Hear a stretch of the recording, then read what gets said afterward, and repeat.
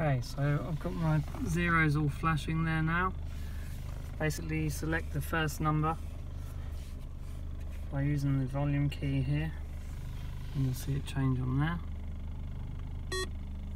Oh, sorry, it's the arrow key to the right hand side.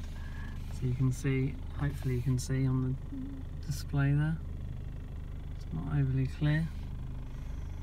So I'm looking for code 7612, so there's my 7. So now I go back to the radio and press this second digit, and the second digit starts to flash. So I select my number 6, again move on to number 3, and lastly number 4, select number 2.